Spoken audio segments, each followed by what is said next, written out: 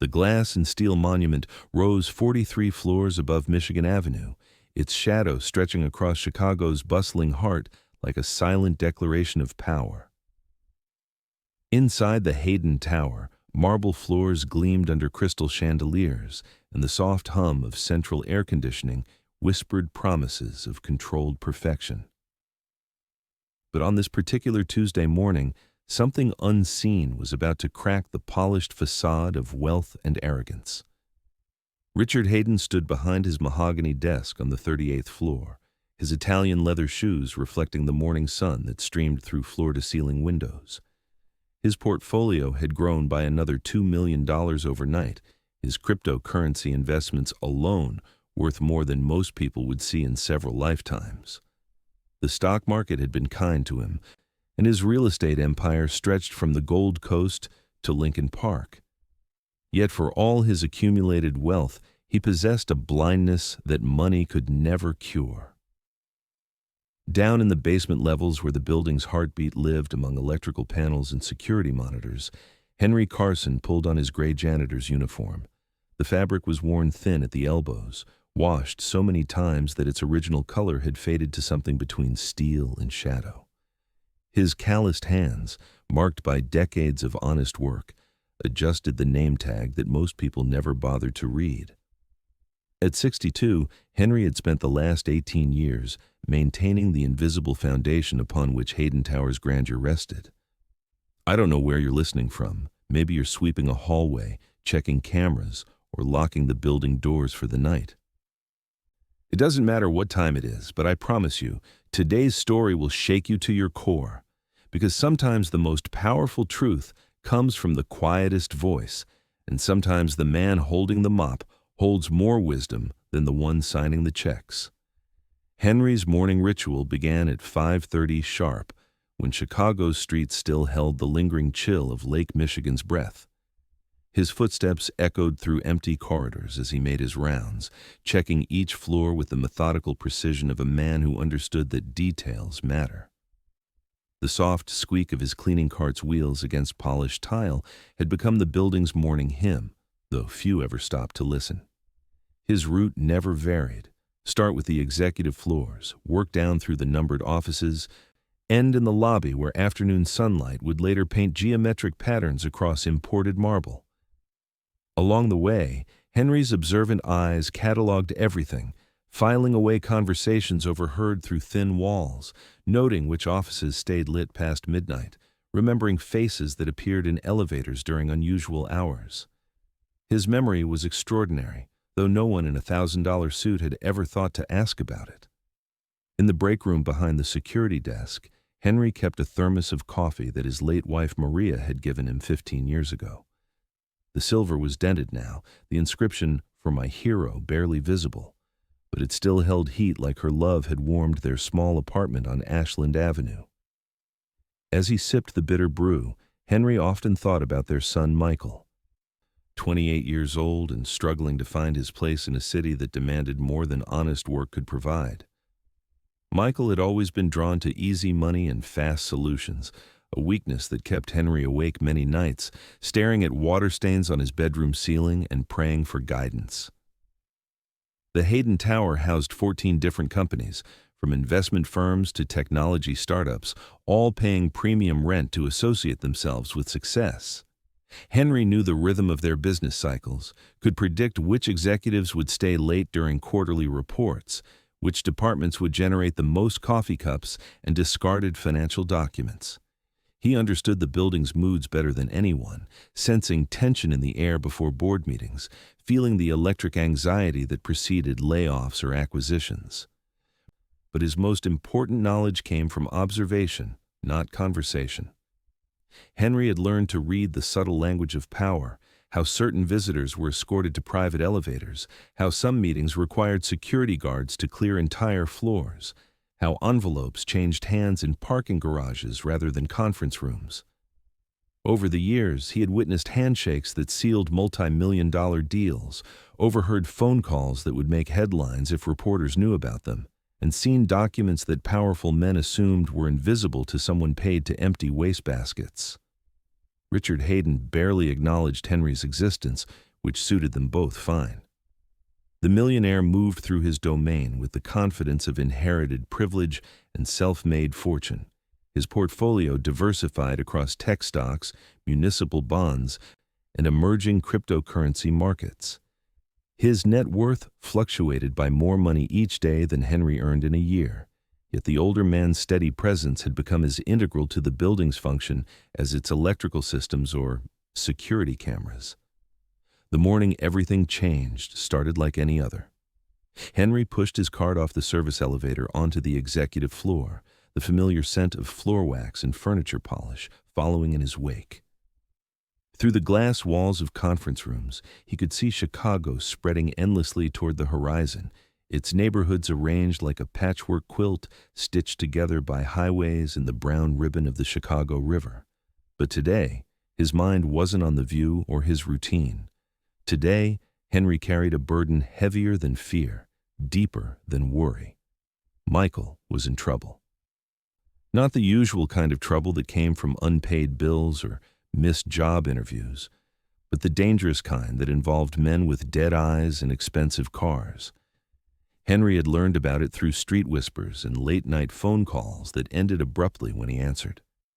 His son had borrowed money from people who collected debts with interest rates measured in blood, and now those same people were asking questions about Henry's workplace, about the wealthy tenants who conducted business behind bulletproof glass and encrypted communications. As Henry mopped the marble floors outside Richard Hayden's corner office, he made a decision that would require more courage than 18 years of silent service had prepared him for. He needed to warn the man who had never learned his name, needed to break the invisible barrier that separated the powerful from those who cleaned up their messes.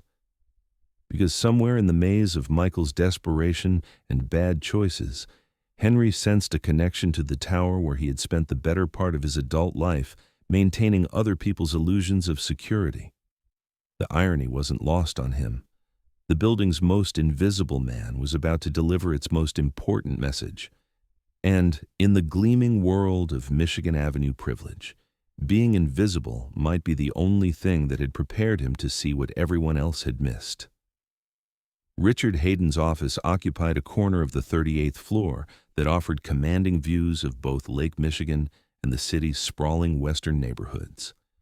Persian rugs softened the impact of imported marble, while oil paintings worth more than most people's homes decorated walls paneled in Brazilian cherry wood.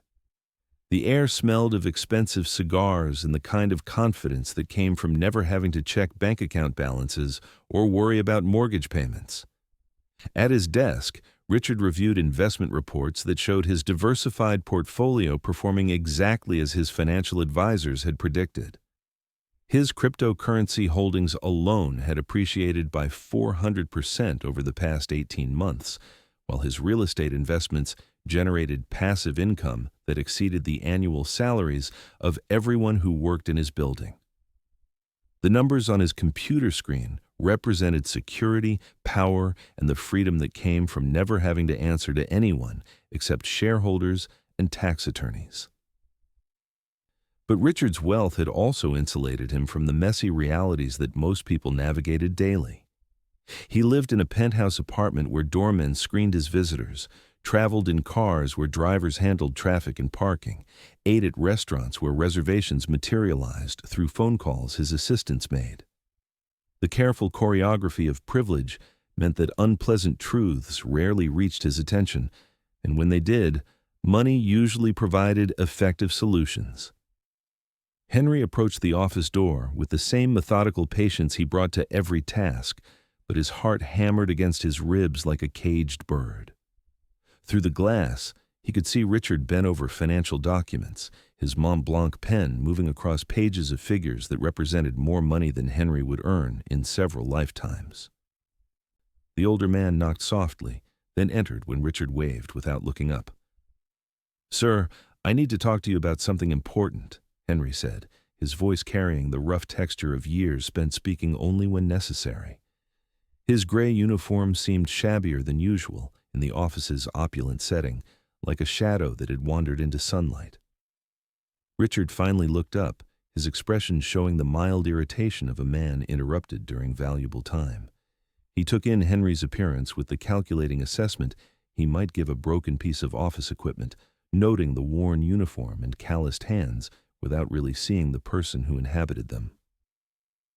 "What is it, Henry?" Richard asked, though his tone suggested that whatever concern had brought the janitor to his office was probably not worth his attention.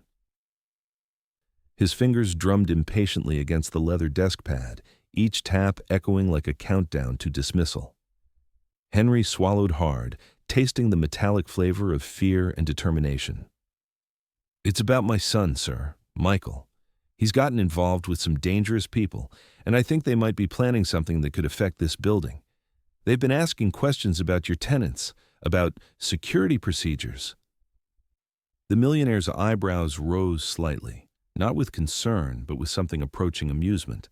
He leaned back in his executive chair, its leather creaking softly, and regarded Henry with the same expression he might use when examining an interesting but ultimately worthless antique. "Your son's problems are not my concern, Henry," Richard said, his voice carrying the dismissive certainty of a man accustomed to controlling conversations. "This building has excellent security, professional staff, and clients who can handle their own affairs. I pay you to keep the floors clean, not to bring me family drama." The words hit Henry like physical blows, each syllable calculated to remind him of his place in the carefully ordered hierarchy of the Hayden Tower. But the older man had spent too many sleepless nights worrying about Michael to be deterred by social barriers or wounded pride. He stepped closer to the desk, his voice dropping to the urgent whisper of a man sharing life-or-death information. "Sir, these aren't ordinary criminals. They have connections to organized crime families, money laundering operations that use legitimate businesses as front companies. If Michael owes them money and they think he has access to information about your tenant's financial activities..." Richard's laugh cut through Henry's explanation like a blade through silk. The sound bounced off the office's expensive furnishings and floor-to-ceiling windows, rich with the arrogance of inherited wealth and self-made success. He stood up behind his desk, his 6-foot frame casting a shadow across the Persian rug where Henry stood. "Let me make something clear," Richard said, his voice now carrying the ice-cold authority he used during hostile takeovers and contentious board meetings. "I don't base business decisions on the paranoid fantasies of employees who can't control their own children. Your son's poor choices are not my responsibility. And I won't have my building's reputation compromised by association with whatever criminal element he's gotten involved with." The dismissal was complete and devastating. Richard returned to his financial reports with the casual indifference of a man swatting away an annoying insect, leaving Henry standing alone in front of the mahogany desk like a supplicant who had been found unworthy of consideration. The older man's weathered hands trembled slightly as he absorbed the full impact of the humiliation, feeling the weight of 18 years' service reduced to nothing more than an inconvenient interruption. But as Henry turned to leave the office, his observant eyes caught something that Richard's arrogance had prevented him from noticing. On the corner of the desk, partially hidden beneath quarterly investment reports, lay a manila envelope bearing the return address of a private security firm that specialized in corporate intelligence and threat assessment. The envelope was unopened, but Henry's sharp memory filed away the return address and the urgent priority stamp that marked it as time-sensitive correspondence. Walking back toward his cleaning cart, Henry felt the familiar burn of injustice that had flavored too many interactions during his decades of service work. But beneath the humiliation, a different emotion was taking root, something harder and more dangerous than wounded pride. Richard Hayden had made a critical error in judgment, the kind of mistake that powerful men often made when they confused wealth with wisdom and assumed that money could insulate them from consequences. The janitor, who had been dismissed as paranoid and unimportant, possessed something that all of Richard's cryptocurrency holdings and stock market investments couldn't buy: the patience to observe, the memory to connect seemingly unrelated events, and the street wisdom to recognize danger when it wore expensive suits and spoke in legal euphemisms. Henry had tried to build a bridge across the class divide that separated them, had offered intelligence that could protect Richard's empire and possibly save lives. Instead, he'd been reminded that invisible men weren't supposed to speak, especially when their words challenged the comfortable assumptions of those who lived above the clouds. But Henry Carson had not survived 62 years in Chicago by backing down from difficult truths, and he had not raised a son alone after Maria's death by accepting defeat when stakes were high. Richard Hayden wanted to ignore the warning about organized crime and money laundering. That was his choice. But Henry intended to keep watching, keep listening, and keep protecting the people who mattered to him, regardless of whether they appreciated his efforts or even acknowledged his existence. Because sometimes the most important battles were fought by soldiers who never expected recognition, and sometimes the greatest victories came from men whose heroism would never make headlines or generate stock options. The next morning brought an October chill that seemed to seep through the Hayden Tower's steel and glass facade, settling into Henry's bones like an omen.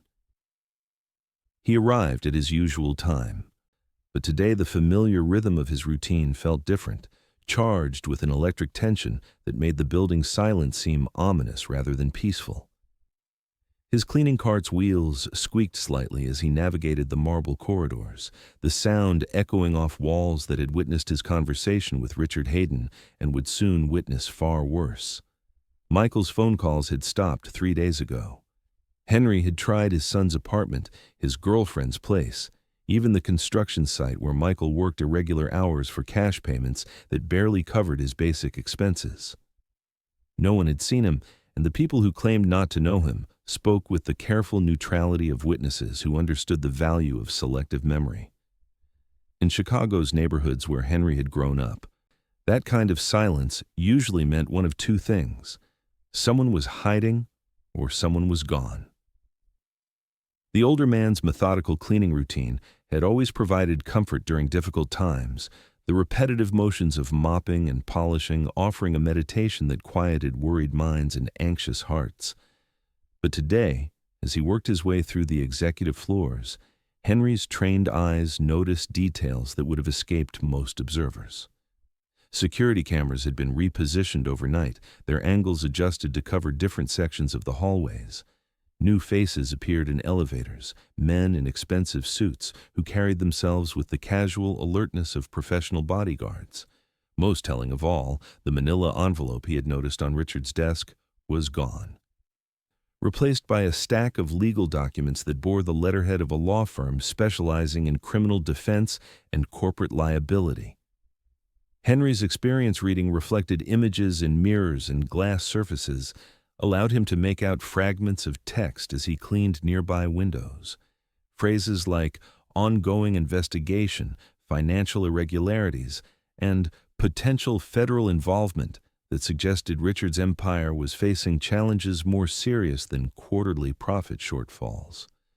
By late afternoon, Henry had pieced together enough overheard conversations and observed behaviors to understand that his warning had been prophetic rather than paranoid. The building's atmosphere had changed subtly but unmistakably, like air pressure dropping before a storm. Tenants were leaving earlier than usual. Security guards were checking identification more carefully, and the usual flow of visitors had slowed to a suspicious trickle. The revelation came not through dramatic confrontation, but through the mundane accident of being invisible at the right moment. Henry was emptying wastebaskets in a conference room when 3 men entered for what they clearly believed was a private meeting. Their voices carried the flat, affectless tone of people discussing business transactions that involved significant risk and substantial profit. The Carson kid was supposed to provide building schematics, security protocols, tenant information, said a man whose Chicago accent carried traces of Little Italy. Now he's disappeared, and our timeline has moved up considerably. A second voice, smoother and more educated, responded with the measured patience of someone accustomed to managing complex operations. We have alternative sources for most of that information. The primary concern is whether his father poses any security risk. Janitors see everything, remember everything, and this particular janitor has been asking inconvenient questions. Henry's blood turned to ice water as the implications became clear. Michael hadn't borrowed money from loan sharks or gotten involved with street-level criminals. His son had been recruited as an inside source for something far more sophisticated and dangerous, a carefully planned operation that required detailed knowledge of the Hayden Towers security systems, tenant activities, and operational procedures. The kind of information that only someone with unrestricted access and 18 years of observation could provide. The third man spoke with an authority that suggested military or law enforcement background. The father tried to warn Hayden yesterday, which means he's already connecting dots we'd prefer to keep separate. If we can't control him, we'll need to eliminate the variable. Standing motionless behind a marble pillar, Henry felt the weight of knowledge that no father should have to carry. Michael hadn't disappeared because he owed money. He had disappeared because he had become a liability to people who eliminated liabilities with surgical precision. And now Henry himself had become part of the equation, not as the building's invisible custodian, but as a witness whose observations could unravel carefully laid plans. The meeting ended with instructions disguised as suggestions and threats wrapped in professional courtesy. Henry remained hidden until the conference room was empty, then slowly emerged from his concealment like a man stepping out of his grave. His hands shook slightly as he gripped his cleaning cart's handle, not from fear, but from the terrible clarity that came with understanding the full scope of the danger facing his family and the people who worked in the building he had protected for nearly 2 decades. Richard Hayden had dismissed his warning as paranoid fantasy, but Henry now possessed proof that organized crime had infiltrated the Hayden Towers operations, using Michael as their inside source and planning something that required eliminating witnesses. The older man's mind, sharpened by years of careful observation and practical problem-solving, began calculating options with the methodical precision he brought to all of life's challenges. He could go to the police, but his evidence was circumstantial, and his credibility as a janitor with a missing son would be questionable at best. He could try again to warn Richard, but yesterday's humiliation had demonstrated the futility of crossing class barriers with inconvenient truths. Or he could do what invisible men had always done when visible people failed to protect themselves, take quiet action that served justice without seeking recognition. Walking through the Hayden Towers corridors that evening, Henry Carson made a decision that would require every skill he had learned during 62 years of surviving in a city that ate the unprepared and buried the unwary. He would find Michael, expose the conspiracy that had ensnared his son, and protect the people who had never learned his name from dangers they refused to acknowledge. Because sometimes the most important battles were fought by soldiers who never expected medals, and sometimes the greatest victories were won by men whose courage would never be recorded in history books. The autumn rain began falling at midnight, tapping against the Hayden Towers windows like Morse code messages from a city that never fully slept. Henry stood alone in the building's security office, surrounded by monitors that showed empty corridors and darkened offices where Chicago's wealthiest conducted business that generated more money in a day than most families saw in years. The blue glow of surveillance screens illuminated his weathered face, revealing eyes that held the accumulated wisdom of decades spent watching powerful people make decisions that affected lives they never thought about. His janitor's uniform hung in the basement locker room, replaced tonight by dark clothing that would blend into shadows and allow movement without detection. The transformation was more than sartorial.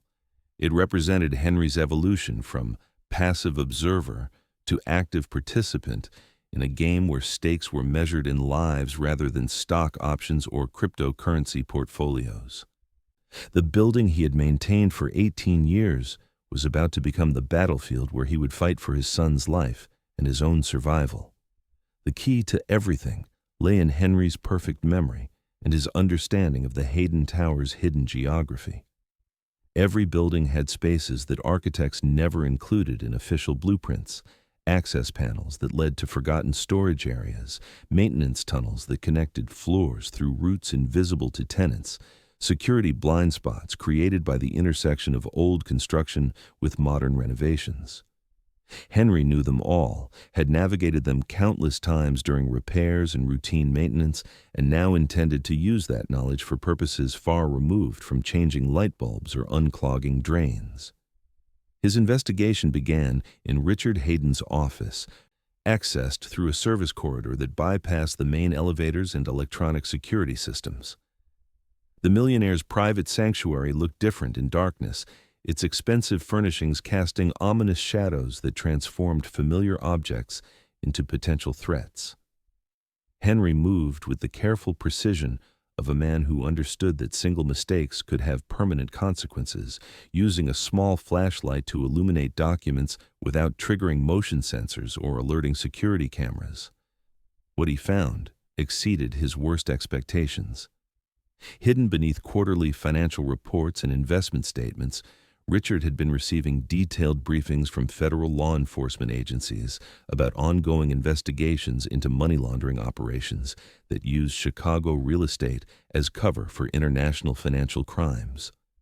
The Hayden Tower wasn't just home to legitimate businesses, it served as headquarters for a sophisticated network that moved hundreds of millions of dollars through cryptocurrency transactions, offshore accounts, and dummy corporations registered in jurisdictions that didn't cooperate with American banking regulations.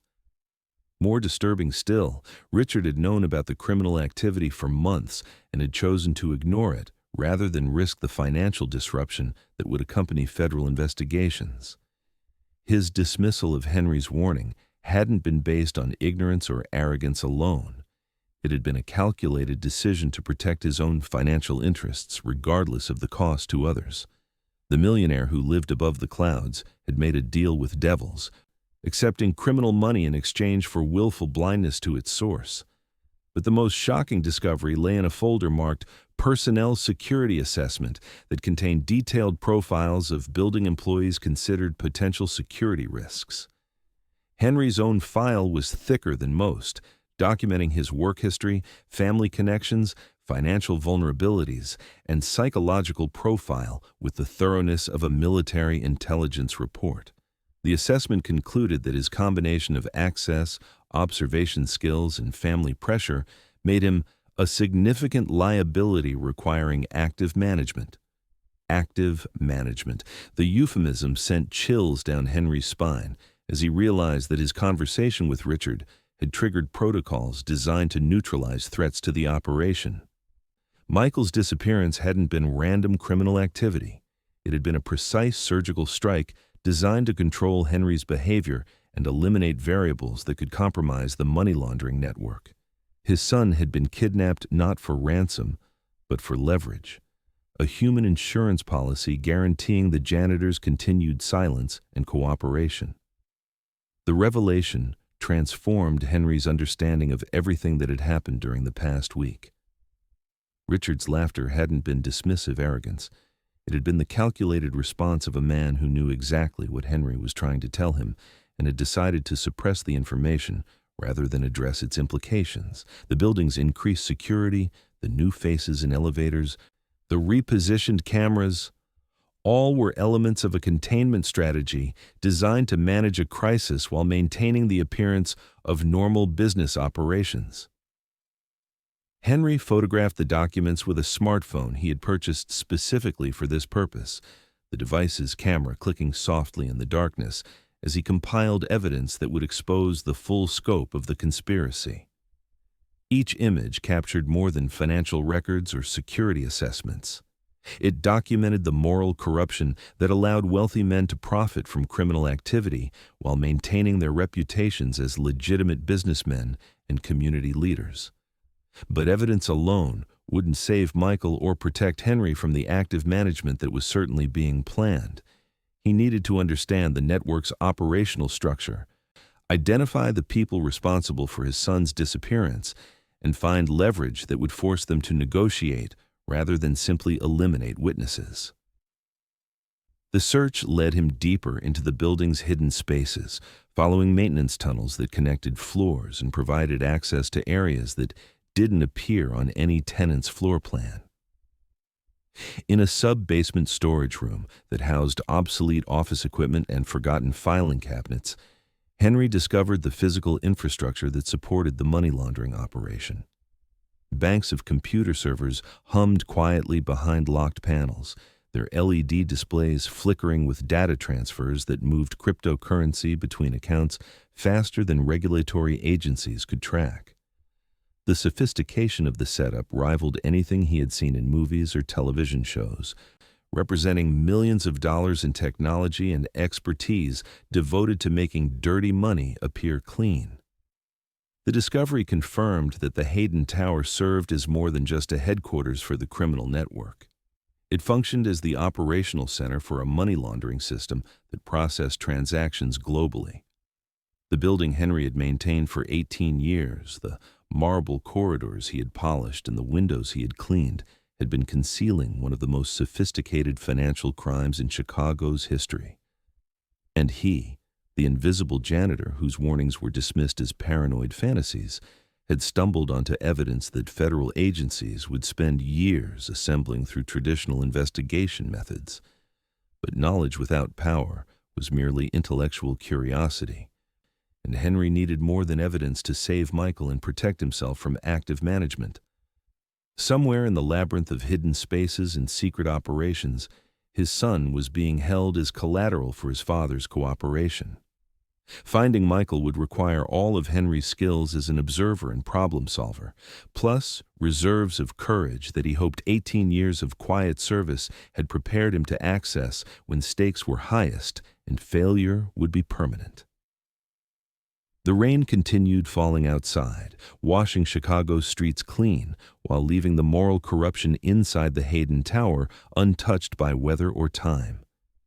But in the building's hidden depths, an invisible man was preparing to become very visible indeed, and the consequences would reach far beyond marble corridors and executive offices into the halls of federal courtrooms and the front pages of newspapers that would struggle to explain how a janitor had exposed what trained investigators had missed.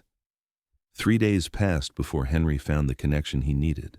3 days of careful investigation conducted during hours when the Hayden Tower slept, and its criminal secrets lay exposed like nerves beneath surgical lights.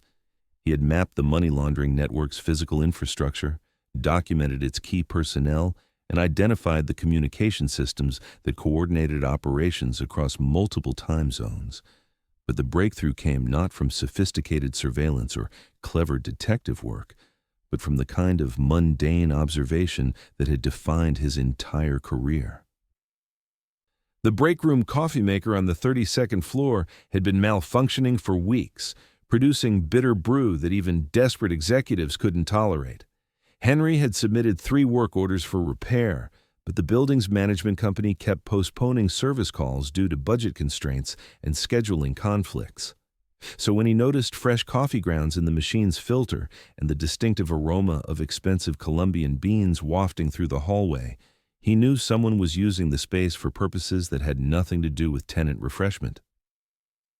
Hidden behind a supply closet, Henry watched as 2 men conducted a meeting that revealed the operational details he needed to understand.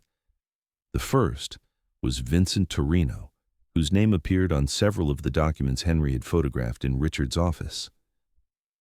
The second was a younger man whose expensive suit and careful mannerisms suggested corporate rather than street-level criminal background. Their conversation confirmed that Michael was alive, but being held at a warehouse on Chicago's South Side, located in one of the industrial districts where property values remained low and neighbors minded their own business. More importantly, the meeting revealed that the active management protocol for Henry was scheduled to begin immediately.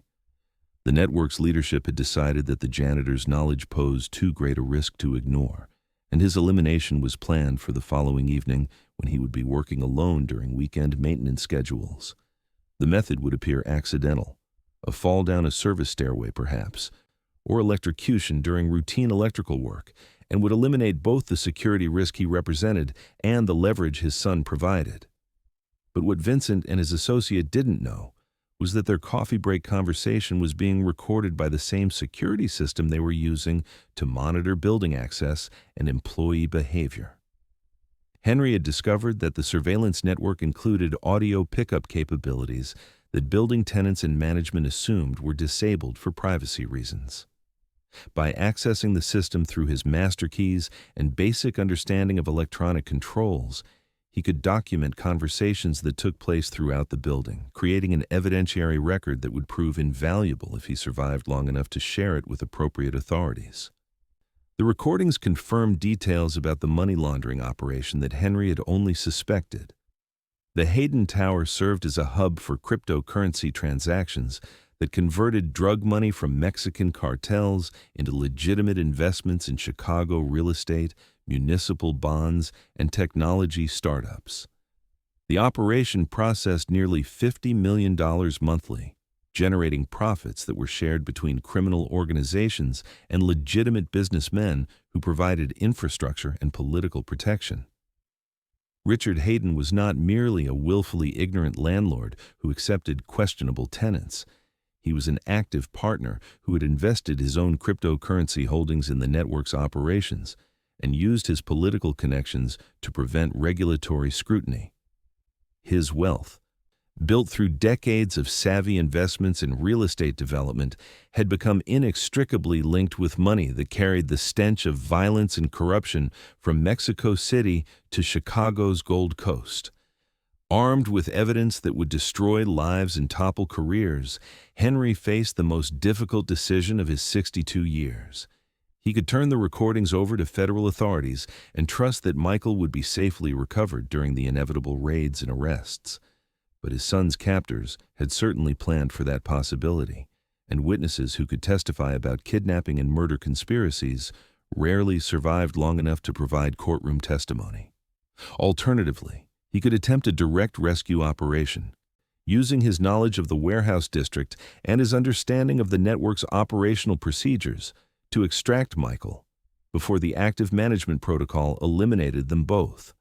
The plan would require skills he had learned during military service 40 years earlier, physical capabilities he wasn't sure his aging body could provide, and luck that had been notably absent from his family's recent history. But there was a third option that appealed to Henry's sense of justice and his understanding of how power really operated in Chicago's overlapping worlds of legitimate business and criminal enterprise.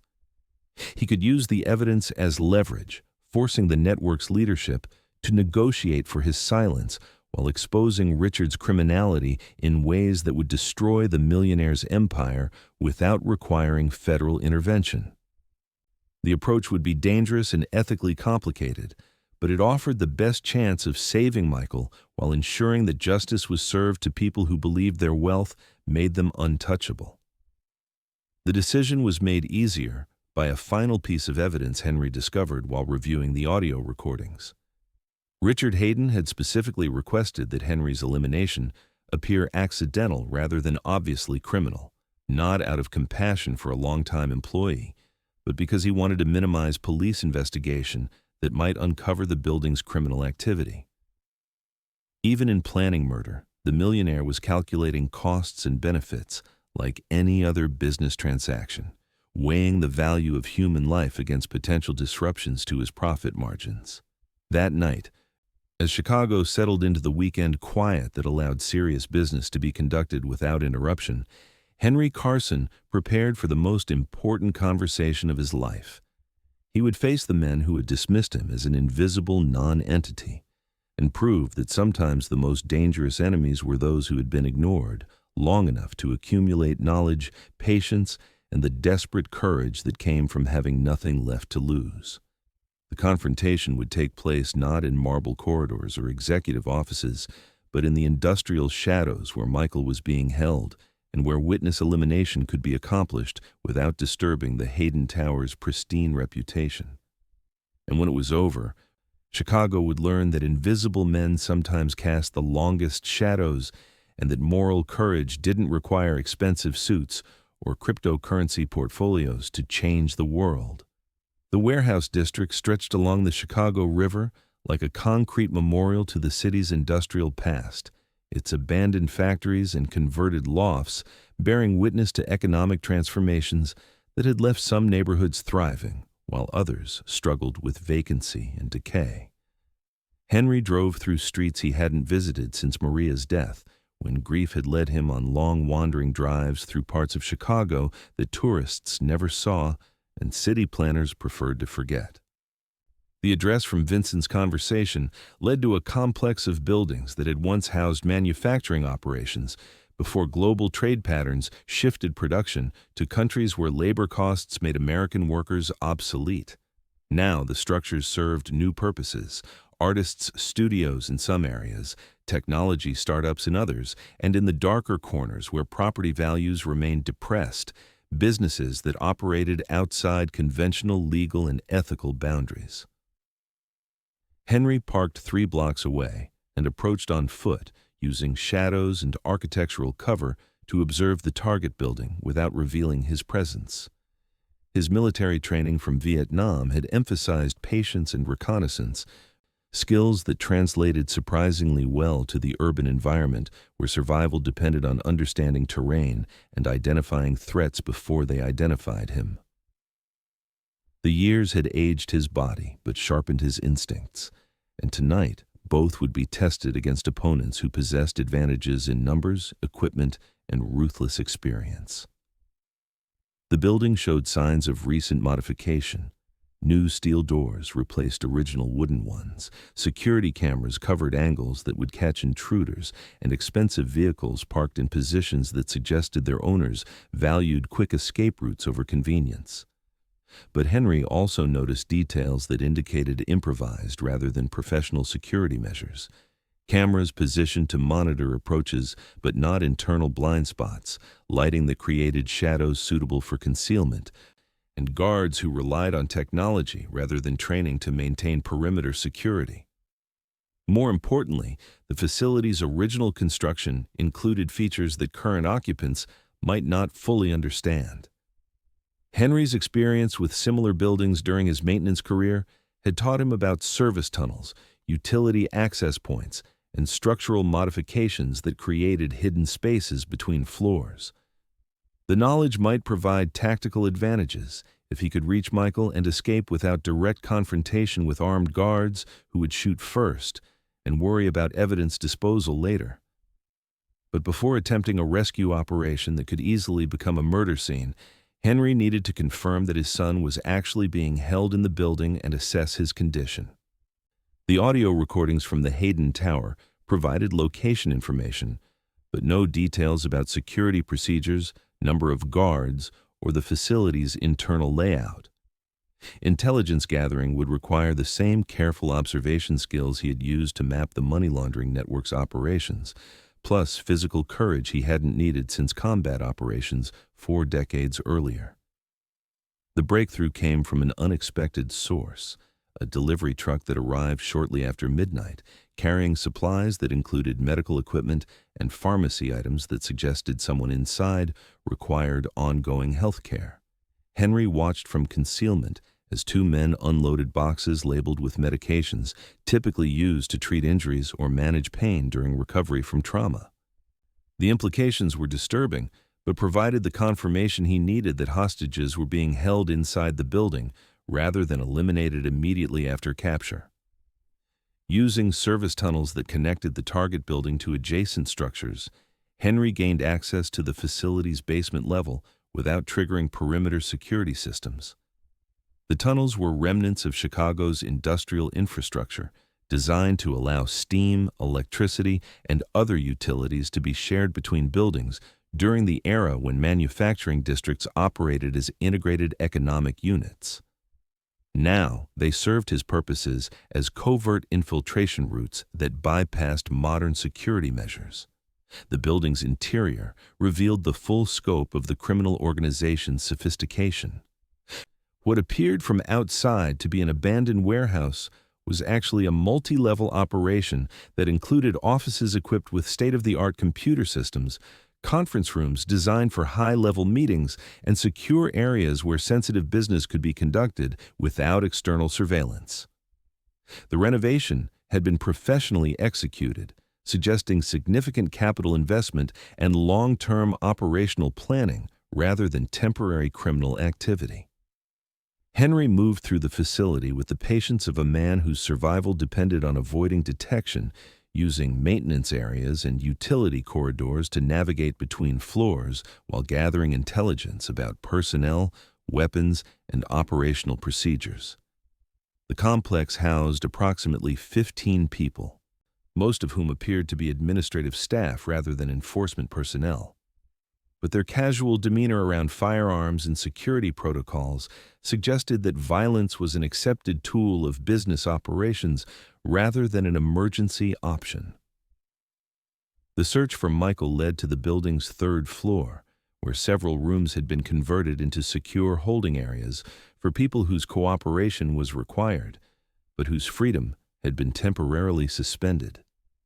The doors were solid steel with electronic locks that required key cards for access, but Henry's experience with similar systems during his maintenance career provided understanding of control panels and override procedures that security installers often overlooked. Through a small window reinforced with safety glass, Henry finally saw his son. Michael sat on a narrow bed in a room that was more hotel than prison cell, suggesting that his captors intended to maintain his cooperation through comfort rather than brutality. The young man appeared uninjured, but showed signs of stress and confinement that indicated he understood the seriousness of his situation. His posture suggested resignation rather than defiance, the body language of someone who had accepted that his survival depended on compliance with demands he couldn't resist. But Michael wasn't alone in the secure area. 2 other rooms contained occupants whose presence complicated Henry's rescue plans and revealed the broader scope of the criminal network's operations. One appeared to be a woman in professional attire who might be another unwilling source of inside information from a legitimate business. The other was an older man whose expensive clothing and careful grooming suggested wealth and social position, possibly another landlord or business owner who had been recruited to provide cover for criminal activities. The discovery forced Henry to reconsider his tactical approach and moral obligations. Rescuing Michael while leaving other hostages to face possible elimination would be morally problematic, but attempting to extract multiple people would require resources and expertise he didn't possess. The situation demanded a solution that addressed the immediate threat to his son while exposing the criminal network in ways that would protect all the witnesses and eliminate the organization's ability to continue operations. Standing in the shadows of a building where his son was held prisoner by men who planned to murder them both, Henry Carson faced the defining moment of his life. The invisible janitor who had spent 18 years maintaining other people's illusions of security was about to discover whether quiet courage and patient observation could overcome organized violence and sophisticated criminality. The stakes couldn't be higher, the odds couldn't be worse, and failure would mean that Chicago would continue being poisoned by money that carried the stench of blood and corruption. But Henry had advantages that his enemies couldn't calculate: the desperation of a father protecting his child, the accumulated knowledge of a man who had observed power's weaknesses for decades, and the moral certainty that came from fighting for justice rather than profit. The confrontation that would determine Michael's survival and Chicago's future was about to begin, and its outcome would prove whether invisible men could cast shadows long enough to bring down towers built on criminal foundations. The plan Henry devised drew on every skill he had acquired during 62 years of surviving in a city that rewarded cunning more than honesty and punished weakness without mercy. He couldn't match his enemies' firepower or financial resources, but he possessed something they had consistently underestimated: the ability to move unseen through familiar territory while thinking 3 steps ahead of opponents who had grown careless through years of operating without serious opposition. The first phase required returning to the Hayden Tower and accessing evidence that would force the criminal network to negotiate rather than simply eliminate witnesses. Henry's audio recordings documented the money laundering operation structure and key personnel, but they wouldn't be sufficient to rescue Michael or protect other hostages without additional leverage that made his knowledge indispensable rather than merely incriminating. That leverage existed in Richard Hayden's private safe, concealed behind a painting in his office that Henry had noticed during 18 years of careful observation. The combination was almost certainly related to dates significant to the millionaire's personal or business life, and to Henry's perfect memory contained decades of overheard conversations about birthdays, anniversaries, and corporate milestones that might provide the necessary numbers. Breaking into the safe required skills Henry had learned not from military training or criminal experience, but from a lifetime of solving practical problems with limited resources and improvised tools. Many wealthy people assumed that expensive security systems made their valuables inaccessible to working-class intruders, but Henry understood that all mechanical systems had weaknesses that patient observation could identify and exploit. The safe contained documents that exceeded even Henry's expectations for criminal behavior and moral corruption. Richard's partnership with the money laundering network included detailed financial records showing cryptocurrency investments that directly supported drug trafficking operations in Mexico, political contributions that purchased protection from regulatory oversight, and contracts with legitimate businesses that served as fronts for international financial crimes. More damaging still were communications between Richard and federal law enforcement officials that revealed ongoing negotiations about cooperation agreements in exchange for reduced criminal penalties.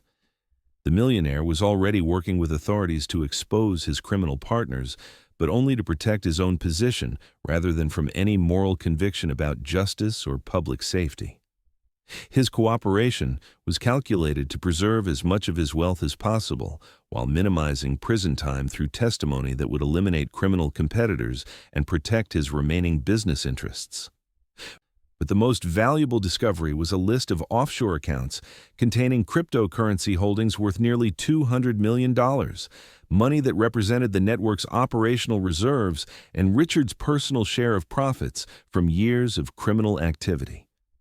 Access codes for the accounts were stored in a separate file, protected by encryption that assumed digital attacks rather than physical theft of written materials. Henry photographed all the documents, then made a decision that would force the criminal network to choose between Michael's life and their financial survival.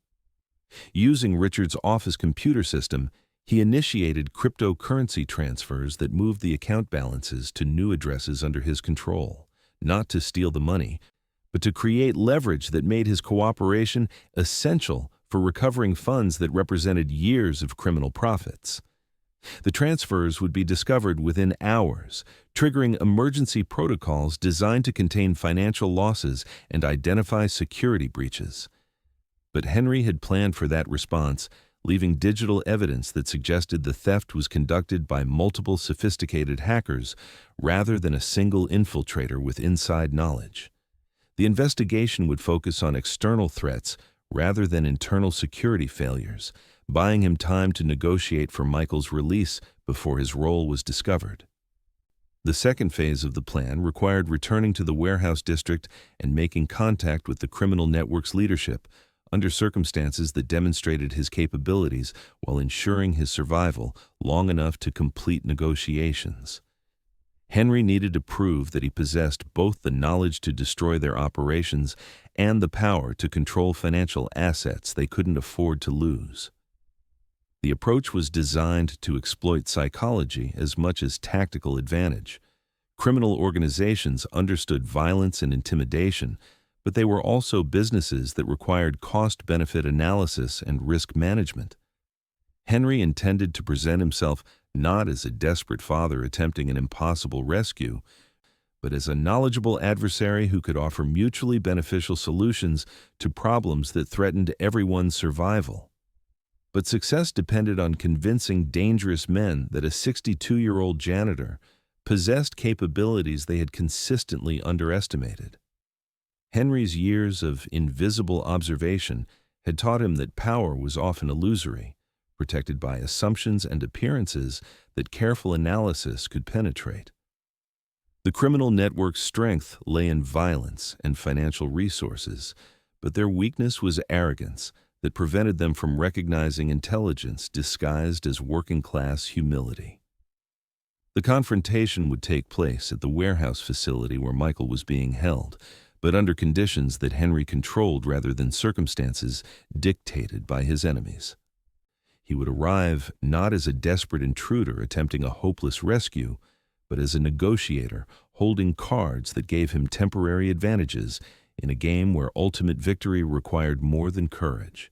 It demanded perfect timing, complete information, and the kind of moral clarity that came from fighting for justice rather than profit. The stakes remained life and death for Michael and the other hostages, but the battlefield had shifted from physical confrontation to psychological warfare, where Henry's decades of patience and observation provided weapons his enemies couldn't anticipate or counter. The Invisible Man was about to become very visible indeed, and Chicago's criminal underworld was about to learn that sometimes the most dangerous enemies were those who had been ignored long enough to understand exactly how power really worked in a city built on the intersection of legitimate business and organized crime.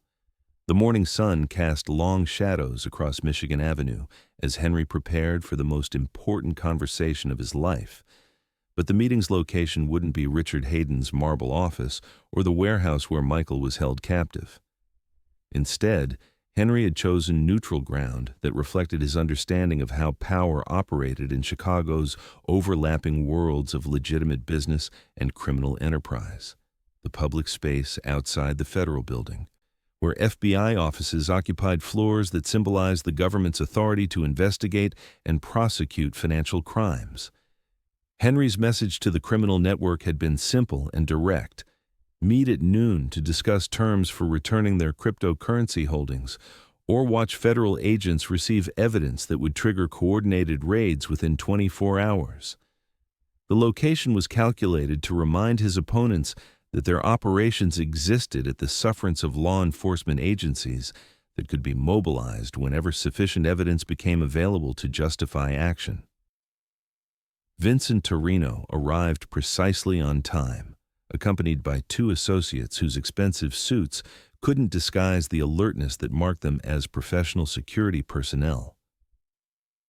They approached Henry with the cautious respect that violent men reserved for opponents who had demonstrated unexpected capabilities, no longer dismissing him as an irrelevant janitor whose warnings could be ignored without consequences. The conversation began with mutual acknowledgement of changed circumstances. Vincent spoke first, his Chicago accent carrying traces of frustration and grudging admiration. "You've caused considerable disruption to business operations, Mr. Carson. Moving $200 million without authorization requires skills we didn't expect from building maintenance staff." Henry's response was measured and factual, designed to establish credibility without revealing all of his capabilities. 18 years of watching people conduct financial transactions teaches you more than you might expect about computer systems and security procedures. When those same people dismiss your warnings about organized crime, you learn to take precautions that protect your family and your interests. The admission confirmed Vincent's suspicions while raising new questions about Henry's knowledge and intentions.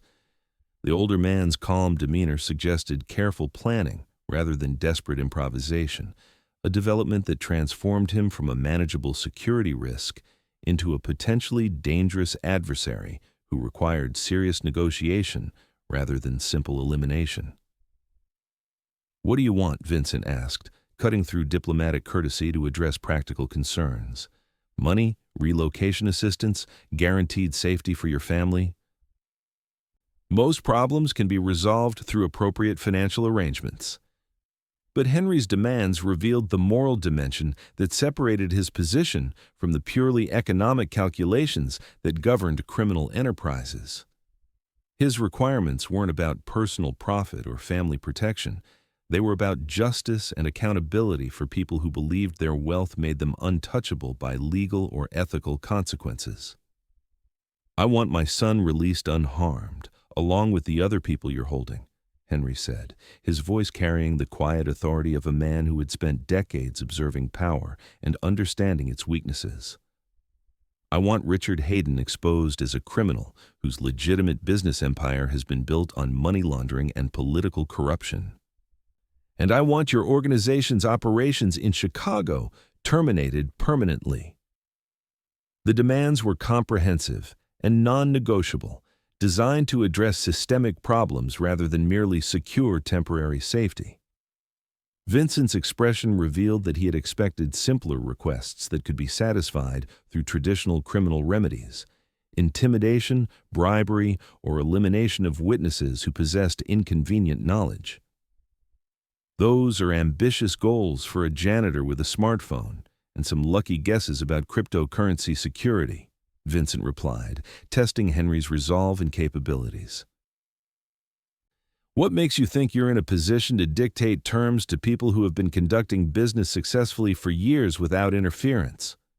Henry's answer came in the form of information that demonstrated the depth of his knowledge and the precision of his intelligence gathering.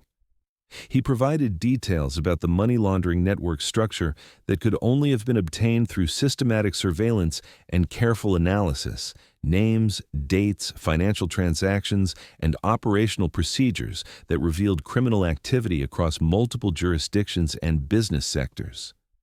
More importantly, he explained how the evidence had been packaged and distributed to ensure that his elimination wouldn't prevent its disclosure.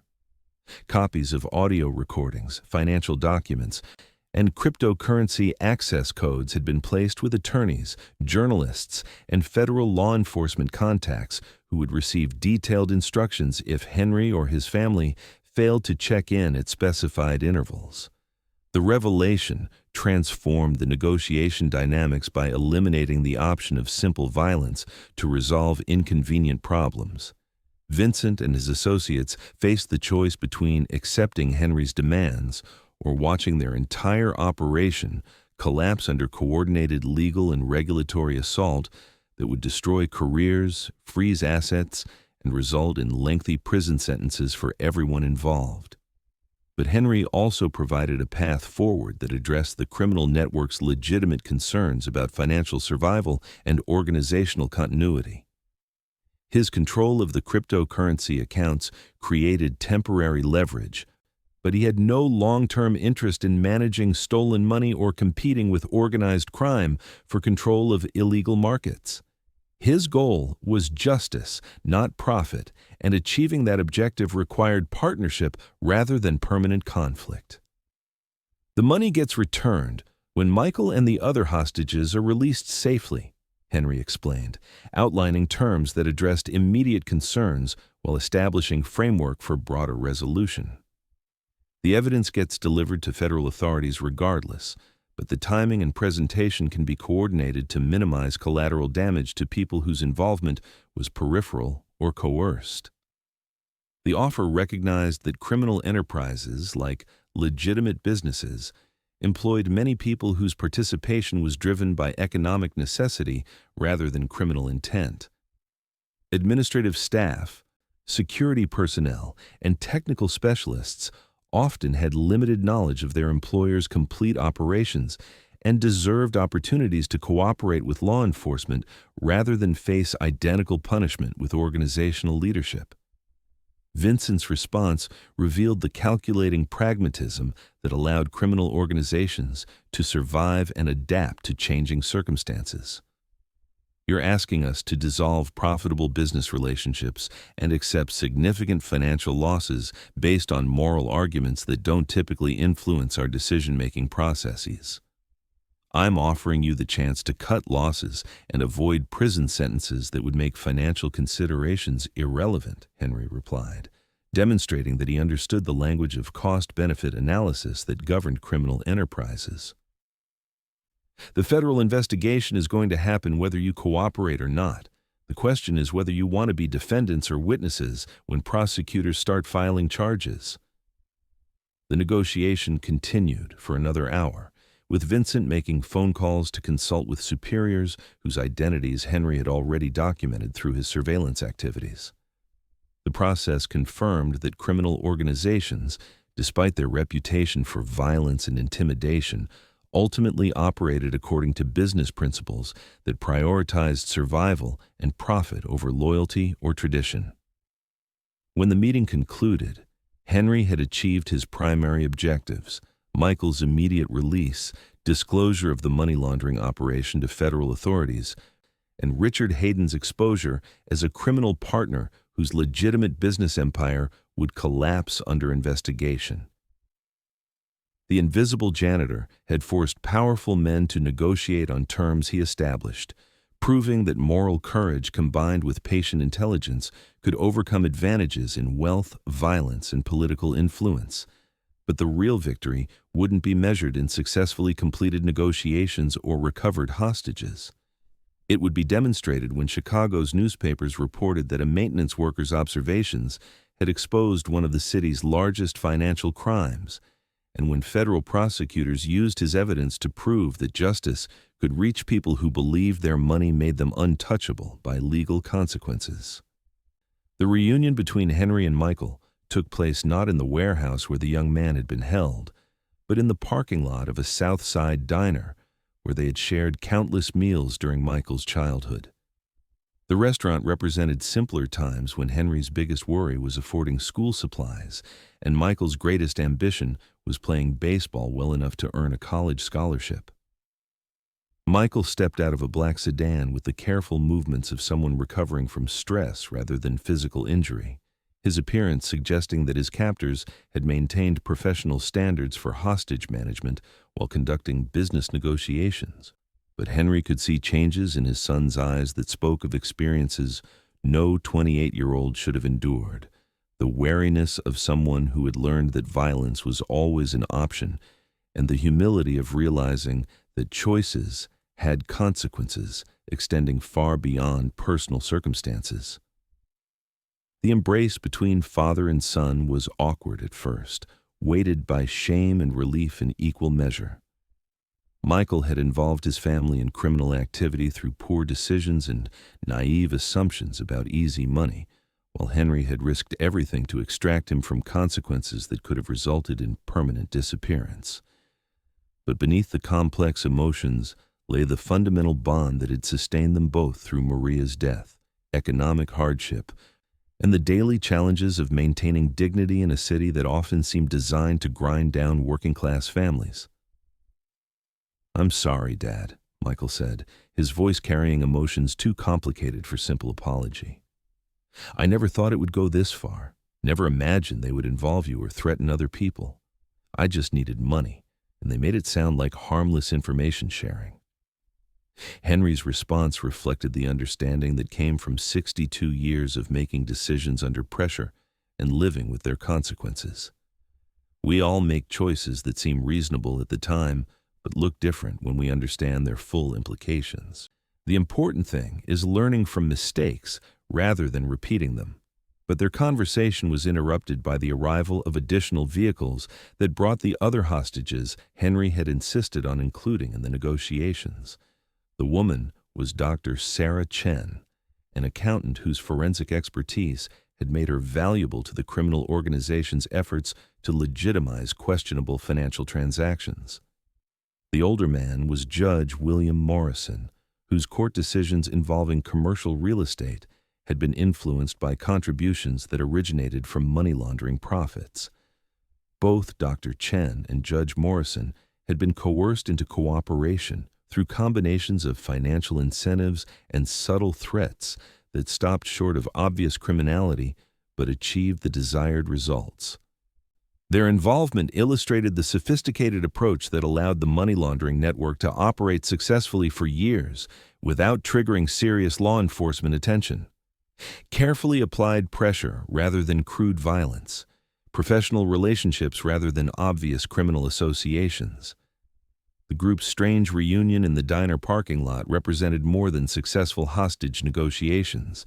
It symbolized the human cost of financial crimes that were often discussed in abstract terms of regulatory violations and monetary penalties. Each person had been reduced to a tactical asset whose value was measured in knowledge and compliance rather than dignity or personal worth.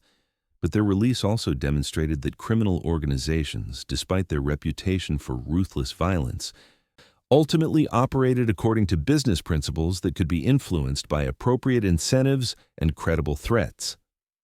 Henry's success in negotiating their freedom proved that power relationships weren't permanent, and that careful intelligence could overcome advantages in resources and ruthless experience.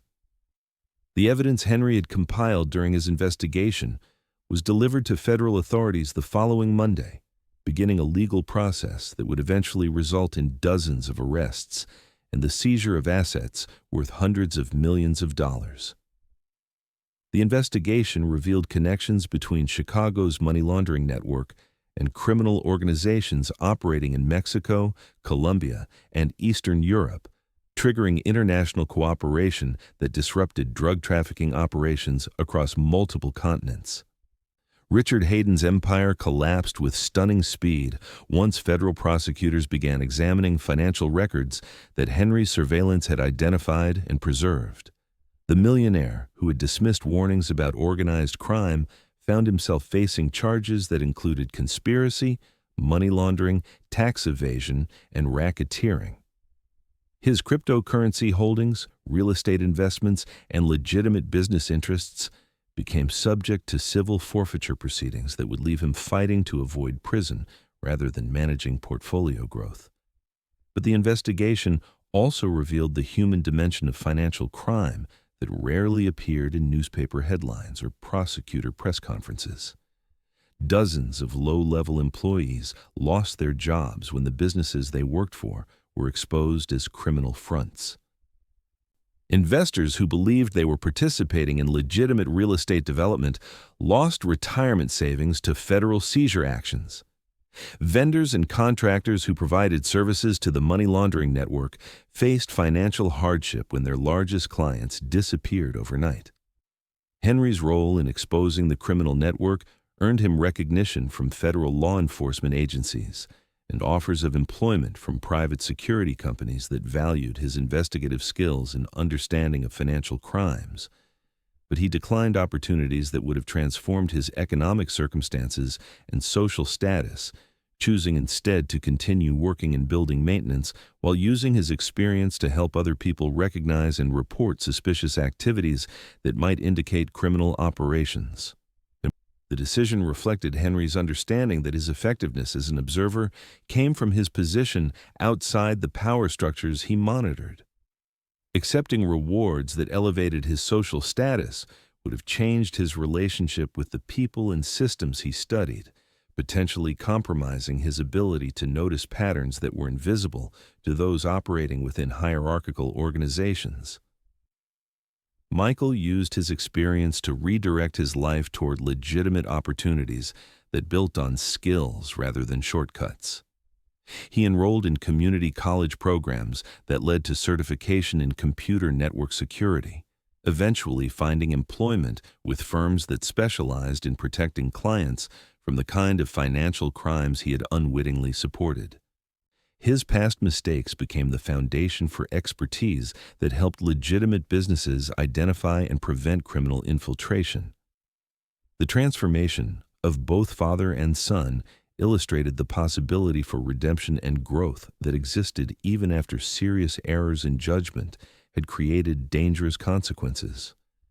Their story became a reminder that moral courage could emerge from unlikely sources, and that intelligence was not limited to people whose education or social position provided formal recognition of their capabilities.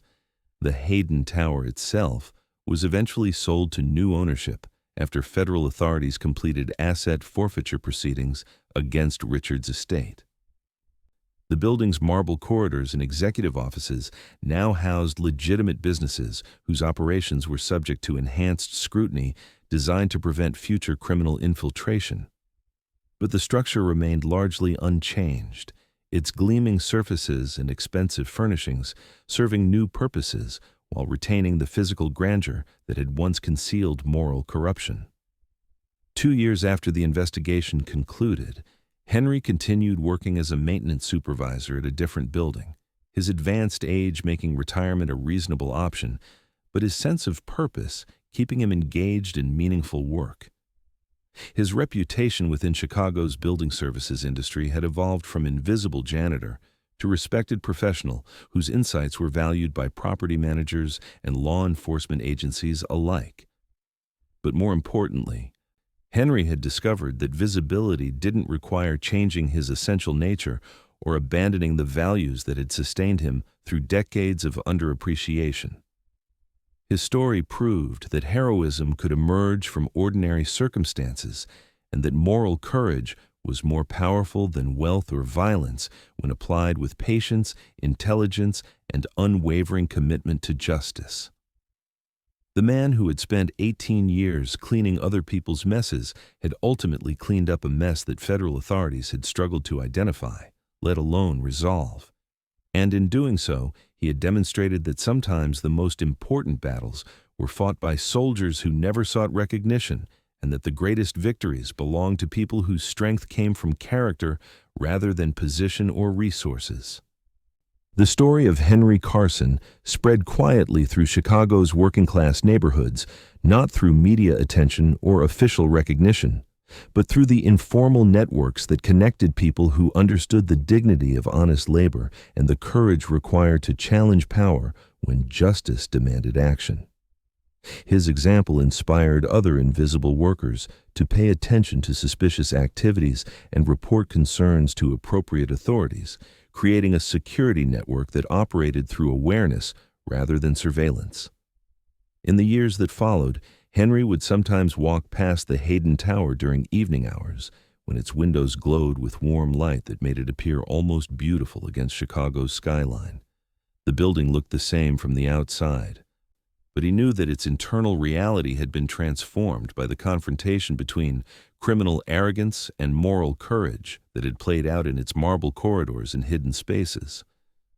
The tower stood as a monument to more than architectural achievement or real estate values. It represented the ongoing struggle between appearance and reality that defined urban life in America. On any given day, the building housed legitimate businesses that contributed to Chicago's economy and criminal enterprises that exploited regulatory gaps and human weaknesses. The difference between them was often less obvious than people preferred to believe, and recognizing threats required the kind of patient observation that Henry had practiced throughout his maintenance career. But the tower also symbolized hope for redemption and transformation that could occur when invisible people found their voices and used their knowledge to protect communities from predators who assumed their activities would never be noticed or reported. Henry's victory had proven that moral courage was more powerful than cryptocurrency accounts or political connections when applied with intelligence and persistence by someone who cared more about justice than personal advancement. Standing on the sidewalk where his story began, Henry reflected on the lessons that 64 years of life in Chicago had taught him about power, justice, and the possibility for change that existed even in circumstances that seemed hopeless. He had learned that invisible people possessed unique advantages in observing and understanding systems that powerful actors preferred to keep hidden from public scrutiny. He had discovered that moral courage didn't require special training or exceptional abilities, only the willingness to act when circumstances demanded action and to persist when initial efforts faced resistance or ridicule. Most importantly, he had proven that justice was possible even when conventional authorities failed to recognize problems or provide protection for people who lacked wealthy advocates or political influence. The invisible janitor had become visible not by changing his essential nature, but by using his accumulated knowledge and hard-earned wisdom to protect people who mattered to him and his community. His legacy would be measured not in recognition or reward, but in the lives that were saved and the criminal activities that were prevented by his example and his willingness to speak truth to power when silence would have been safer, but ultimately more dangerous. And have you ever felt invisible while you were the one holding everything together? Have you ever possessed knowledge that powerful people preferred to ignore, or witnessed behavior that should have been reported, but was dismissed as unimportant? Tell me your story in the comments, because invisible workers across America have insights and observations that could protect communities from threats that hide behind legitimate appearances and expensive facades. If this story touched your heart and reminded you that moral courage can emerge from unlikely sources, leave a like and subscribe so it reaches someone else who needs to remember that their knowledge and observations matter more than their position or social status suggest. For more stories about ordinary people who accomplish extraordinary things through patience, intelligence, and unwavering commitment to justice, tap the podcast link on the left. Thank you for walking with us through Henry's journey from invisible maintenance worker to the man whose observations exposed one of Chicago's largest financial crime networks. His story proves that heroism doesn't require recognition and that the most important victories often belong to people whose strength comes from character rather than wealth or position. We'll see you in the next story, where another invisible worker discovers that sometimes the most powerful weapon against injustice is simply paying attention and refusing to stay silent when speaking up could save lives and protect communities. Henry Carson's story reminds us that dignity doesn't depend on social position, that intelligence isn't measured by formal education, and that moral courage is more valuable than any cryptocurrency account or real estate portfolio.